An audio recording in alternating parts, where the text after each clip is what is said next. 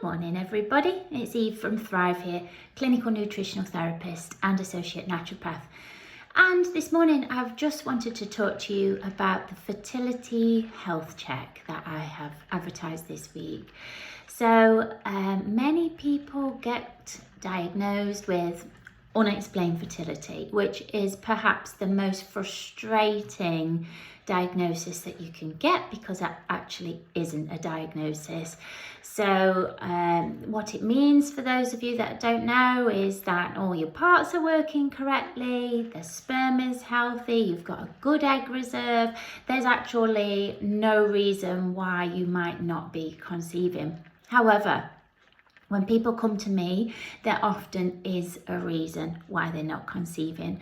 Very often this can have a lot to do with blood sugar balance and the way that insulin is working within the body and disrupting the fine balance of the menstrual cycle.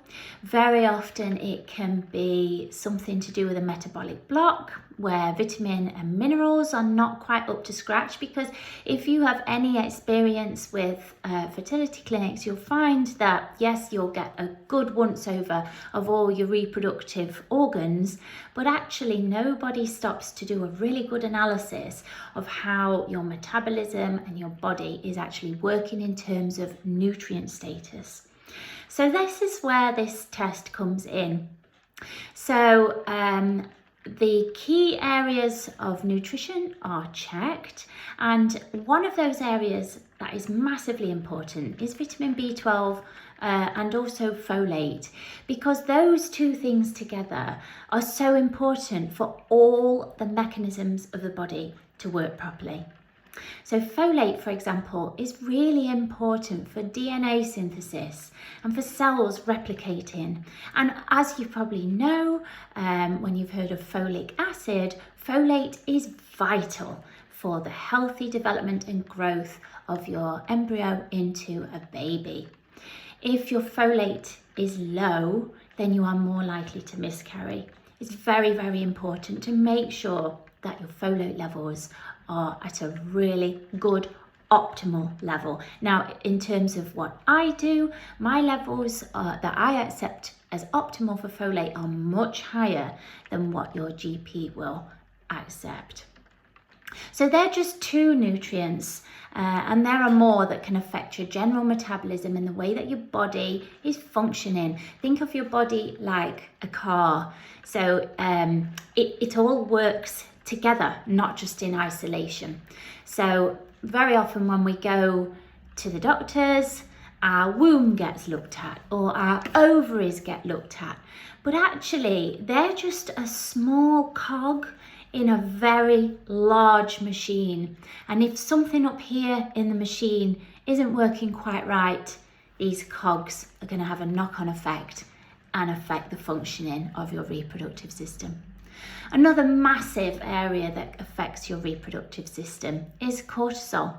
And cortisol is a stress hormone that's not just secreted when we feel emotionally and mentally stressed, but it's also flowing if your body is physically stressed. So if you are a really keen, I'm not going to say athlete because not all of us are athletes, but if you really exercise quite hard, you're going to have a high level of cortisol flowing in your body, and that too can cause problems. There's so many reasons that we can unpick together in terms of optimizing fertility, and the healthcare check, the fertility check, is just a really great starting point for that. It's such a comprehensive test. It tests the main nutrients that could be blocking your metabolism and causing all sorts of problems in the little cogs. It checks the thyroid health. Now, you might think that your thyroid is fine and functioning well, but actually it might not be optimal, and I might be able to see that, and I can then unpick why that's happening. So it's not just a thyroid TSH test, it's the whole shebang, the free T3, the free T4, the thyroid antibodies, which are really important, because if you've got antibodies acting upon your thyroid, there's a small chance you might have antibodies affecting your reproductive system somewhere else as well. So if we get a positive result for anti-thyroid antibodies, then it's something else that we might be needing to look into, whether there's another antibody working against you with your reproductive ability.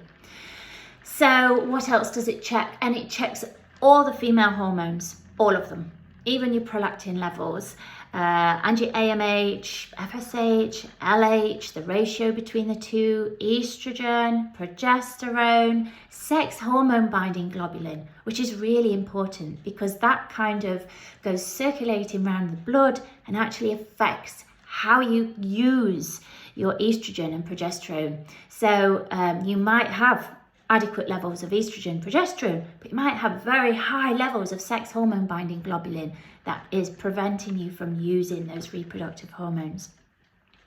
So if you are at a wit's end, or you know somebody that is at their wit's end with this diagnosis of unexplained fertility, then please get in touch, because we can work together, and maybe think about having the fertility check as a starting point, because it's very important to get these blood tests done. Okay, well, it's so rainy today. I hope that you find a little bit of happiness amongst all this wetness, and I'll see you again soon. Okay, bye-bye. Bye-bye.